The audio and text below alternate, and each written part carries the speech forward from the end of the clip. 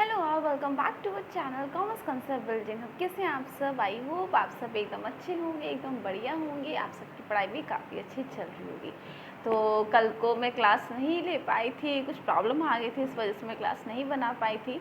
तो आप सब जानते हैं आजकल मैं आपको मतलब परसों को मैंने आपको एक टॉपिक आपको पढ़ाया था और वो हमारा कंप्लीट हो गया था। जो हमारा टॉपिक चल रहा था काफ़ी दिन से, इम्पॉर्टेंस ऑफ फिजिकल डिस्ट्रीब्यूशन, वो फाइनली परसों की क्लास में हमारा वाइंड अप हो गया था। ठीक है, तो अब हम आगे के टॉपिक पढ़ना स्टार्ट करते हैं।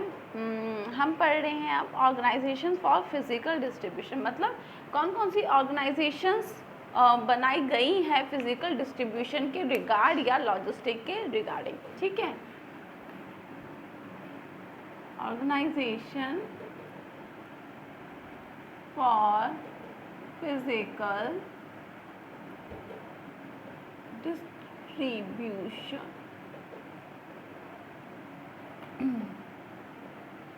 ठीक है, तो बेसिकली यहाँ पे तीन ऑर्गेनाइजेशंस होती हैं जो फिजिकल डिस्ट्रीब्यूशन के लिए वर्क करती हैं। कौन कौन सी होती है? पहली होती है आपकी physical distribution committee.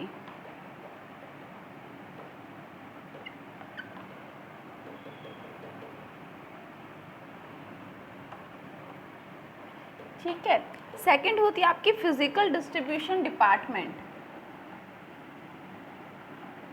Physical distribution department, ये वो सारी ऑर्गेनाइजेशन है जिसकी मदद से आप क्या कर सकते हैं, आप अपने फिजिकल डिस्ट्रीब्यूशन की या लॉजिस्टिक्स की जितनी भी एक्टिविटीज़ होती है उनको अच्छे से मैनेज कर सकते हैं। थर्ड होता है आपका मार्केटिंग डिपार्टमेंट। ये लास्ट होती है आपकी ऑर्गेनाइजेशन, मार्केटिंग डिपार्टमेंट। ठीक है, ये तीन ऑर्गेनाइजेशन होती हैं बेसिकली। आई होप आपको क्लियरली सब कुछ दिख रहा हो। ठीक है, तो आज हम पढ़ेंगे फिजिकल डिस्ट्रीब्यूशन कमेटी बेसिकली क्या होती है। आप लिख भी सकते हैं या आप स्क्रीनशॉट ले सकते हैं। ठीक है, मैं इसको रब कर रही हूँ।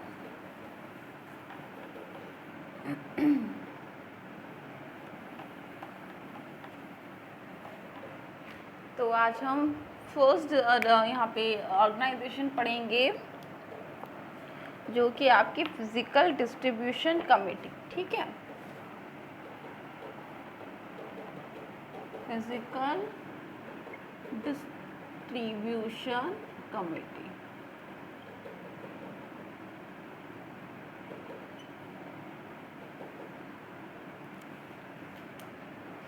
ठीक है,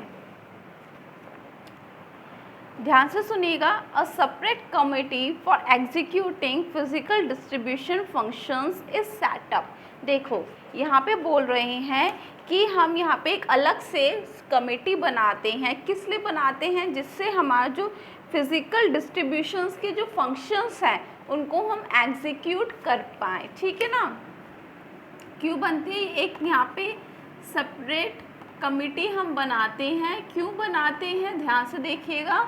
हम इसलिए बनाते हैं जिससे, यहाँ पे मैं पीडी लिख रही हूँ, पीडी कोई स्टैंडर्ड शॉर्ट फॉर्म नहीं है फिजिकल डिस्ट्रीब्यूशन के, सिंपली मैंने आपको यहाँ पे समझाने के लिए लिखा है कि जिससे जो फिजिकल डिस्ट्रीब्यूशंस के जो फंक्शंस हैं उनको हम अच्छे से एग्जीक्यूट कर पाएँ। ठीक है ना, इसलिए ये अलग से हम यहाँ पे एक कमेटी बनाते हैं। आगे देखिए, a sales manager, inventory control manager, transport manager etcetera are included in this committee. बहुत सारे मैनेजर्स इस कमेटी में इंक्लूड किए जाते हैं। तीन के इन लोगों ने नाम बता रखे हैं। सेल्स कहाँ पे गया, हाँ, सेल्स मैनेजर्स हो गया, ट्रांसपोर्ट मैनेजर हो गया, ठीक है, इन्वेंट्री कंट्रोल मैनेजर हो गया, इन्वेंट्री को जो कंट्रोल करता है, और ये बहुत सारे मैनेजर्स इस कमेटी में इंक्लूड किए जाते हैं। This committee discharges their responsibility of execution of physical distribution function such as material handling, inventory control, order processing, warehousing. देखिए, ये बोलना चाह रहे हैं कि जो इस डिपार्टमेंट में जो इन लोगों की ड्यूटीज़ आप बोल सकते हैं, जो फंक्शंस होते हैं वो ज़्यादातर मतलब यहाँ पे ये बोल रखा है वो किसके लिए रिस्पॉन्सिबल होते हैं, लिखा है ना, this committee discharges the responsibility. तो इनकी क्या इस कमिटी की क्या रिस्पॉन्सिबिलिटी होती है, वो ये रिस्पॉन्सिबिलिटी होती है कि वो एग्जीक्यूट करे फंक्शंस को।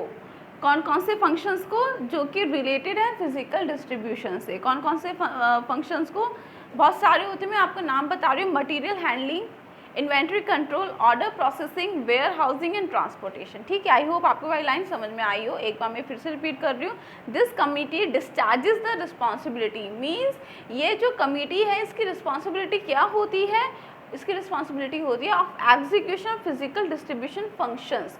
तो इसको बनाना मतलब एग्जीक्यूट करना होता है फिजिकल डिस्ट्रीब्यूशंस के फंक्शंस को।